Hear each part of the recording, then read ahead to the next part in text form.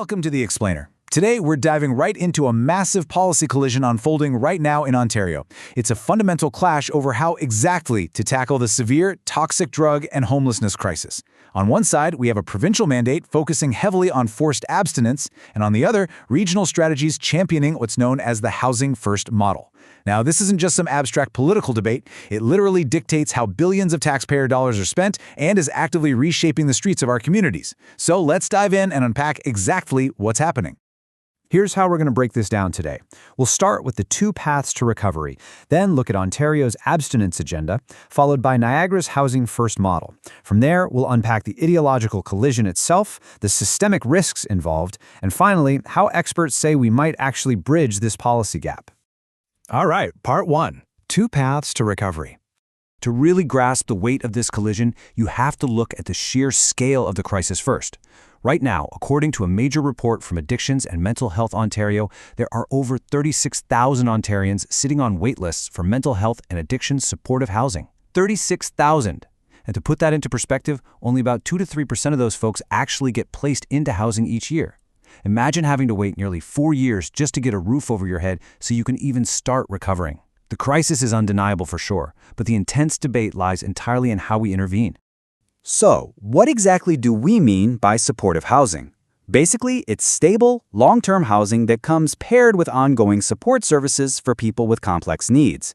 It's absolutely crucial because it leads to much better health outcomes and keeps people out of the justice system. But with waitlists stretching for years, how are policymakers supposed to respond?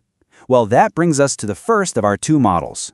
Part 2. Ontario's abstinence agenda. Let's look at the top-down mandate coming directly from Queen's Park. The province is systematically pivoting away from harm reduction.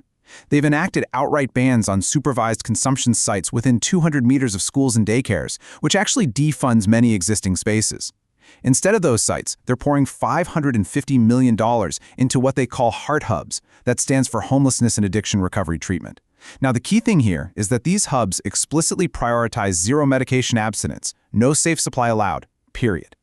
On top of that, the province is expanding police powers to clear out encampments and is actively exploring involuntary treatment within the corrections system. So as you can see, this is a model that heavily prioritizes public order and mandatory physical sobriety above all else. Moving on to Part 3, Niagara's housing first model. Let's flip the script and look at a bottom-up approach used by municipalities, specifically the Niagara Region's strategy to end homelessness. In direct philosophical opposition to the province, Niagara anchors its entire strategy in the housing first model. They treat physical shelter as a fundamental human right, not some kind of reward you earn for behavioral compliance.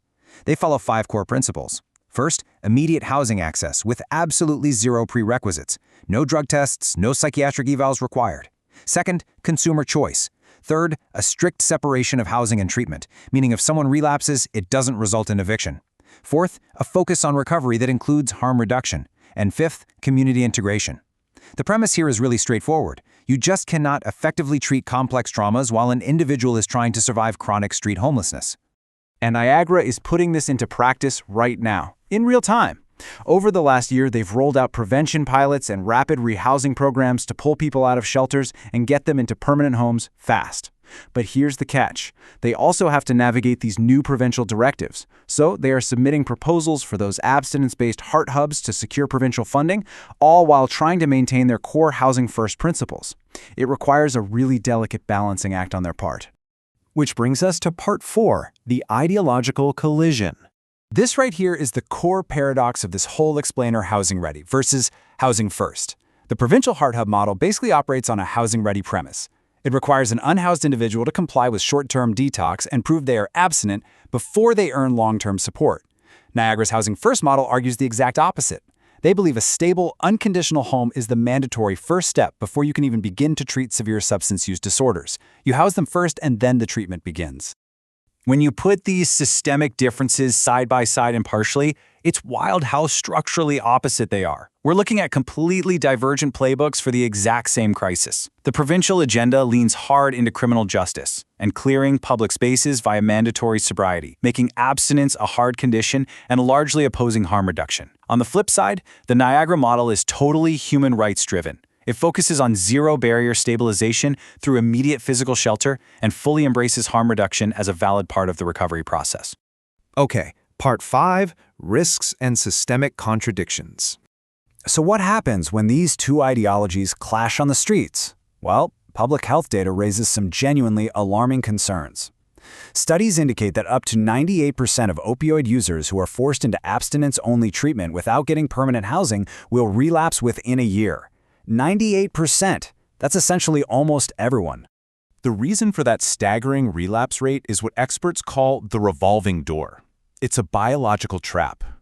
When an unhoused person goes through a facility that bans anti-craving medications, their body's chemical tolerance drops down to 0. If they are then discharged right back into the trauma and instability of the street, because remember, there's a massive housing shortage, they often immediately return to drug use. But because their tolerance is completely gone, their risk of a fatal overdose literally doubles compared to folks in voluntary harm reduction programs. And then, of course, there is a severe financial contradiction here, too. Take a look at this data from AMHO. Operating supportive housing costs up to $5,000 a month per person. Now compare that to $11,000 a month for correctional facilities or over $31,000 a month for psychiatric hospitals.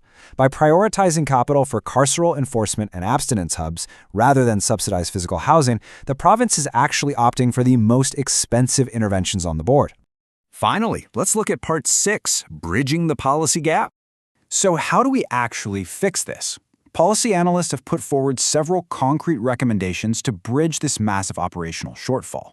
First up, they suggest Queen's Park reallocate about 35% of that $550 million hard hub capital straight into municipal supportive housing grants. That allows regions to actually blend medical oversight with keeping people housed. Second, they're pushing to legally mandate integrated harm reduction care, things like medication-assisted treatment and naloxone in all transitional housing, purely to prevent those fatal post-discharge overdoses we just talked about. And third, communities need to fast-track what's called multi-tiered capital layering, basically seamlessly blending federal rapid housing money, provincial health dollars, and municipal tax exemptions to actually pay for the whole shebang. Because look, as long as funding streams heavily favor mandated treatment facilities over permanent housing units, local strategies are going to remain structurally constrained. It literally leaves our most vulnerable citizens caught right in the middle of a massive housing deficit. So I want to leave you the final critical question to chew on today. As we move forward, how should our society ultimately balance human rights, public order, and the true meaning of recovery? Thank you so much for joining me on this explainer, and keep questioning the policies shaping our world.